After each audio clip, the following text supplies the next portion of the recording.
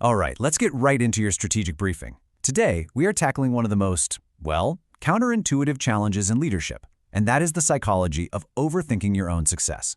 We're going to break down how the sharpest tools in your mind can actually create your biggest drag on performance. Let's dive in. So let me ask you a question right off the bat. That incredible drive you have, that meticulous attention to detail that got you where you are today, what if it's the very thing that's holding you and your team back? It's a paradox that trips up even the most successful and seasoned leaders. And this really lays it all out. It's like the two sides of a coin. On one side, you've got all the things that fuel high achievers. But on the other, you see their dark twins. Meticulous planning, push too far, it becomes analysis paralysis.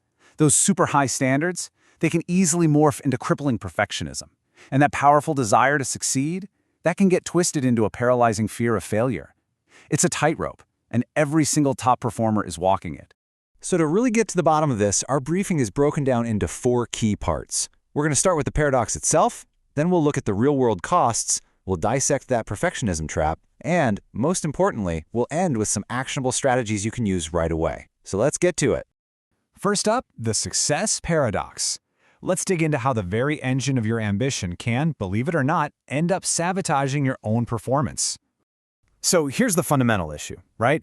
The same complex analytical mind that can come up with a brilliant 5-year strategy is the exact same mind that can spend 3 hours agonizing over the wording of a single email.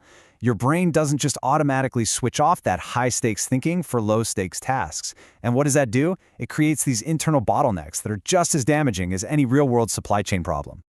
And this isn't just a theory. I mean, look at this. This quote from a former tech CTO really nails the real-world consequences. His drive for a flawless product, a classic high-performer trait, led straight to analysis paralysis. It cost them market position. It cost them revenue. It's a textbook case of the pursuit of perfect becoming the enemy of good and, in this case, the enemy of profitable. Okay, so let's put some numbers on this. Let's actually quantify the cost. We're moving beyond just anecdotes here to look at the hard impact on your bottom line and, just as importantly, on your team's well-being. First, let's put a name to this beast: analysis paralysis. The best way to think about it in a business context, imagine running a full-scale due diligence process on a decision that should be a simple yes or no. You get so lost gathering data, modeling every possible scenario, that you never actually make the call. And all that forward momentum just grinds to a halt. And this has a measurable impact. According to the research, teams led by managers who show signs of chronic overthinking, their decision-making speed drops by an average of 25%. I mean, just let that sink in for a second. That's a full quarter of your team's agility and ability to respond. Just gone. Wiped out by indecision. And this chart just paints a really stark picture. A focused performer, they're operating at or near their full potential. But an overthinking performer, bogged down by second-guessing, endless revisions, they're often operating at only 65% of what they're truly capable of. Now, over a year, that's not a small gap. That is the difference between hitting your targets and missing them by a mile. And there's a real human cost here. The source material highlights this case of a marketing director who completely burned out. And it wasn't the 80-hour weeks that did it, not really. It was the mental weight of it all. She was just trapped in this cycle of reanalyzing data, looking for a level of certainty that, let's be honest, just doesn't exist in marketing. Her own overthinking turned a high-pressure job into an utterly impossible one. Which leads us perfectly into our third section, the perfectionism trap. And this is so important because in business, good enough and on time is almost always more valuable than perfect and too late. Now, we're not talking about just having healthy high standards here. We're talking about something called maladaptive perfectionism. A simple way to think about it is treating every single task, even an internal memo, with the same level of scrutiny you would your Q4 earnings report. It's a catastrophic misallocation of your mental energy. And it all but guarantees you'll miss deadlines on routine stuff. So where does all that time actually go? Well, this breakdown is pretty eye-opening. A perfectionist might only spend about a quarter of their time doing actual productive work. The vast majority, it's eaten up by excessive revisions, just worrying about the outcome, and this is the kicker, procrastination, because the fear of not producing something perfect is so overwhelming they can't even get started. This kind of mindset is often glorified by so-called hustle culture. But let's contrast that with a sustainable performance model. Instead of seeing rest as a weakness, you see it as a strategic tool for focus. Instead of measuring success by hours you put in, you measure it by the impactful results you get out.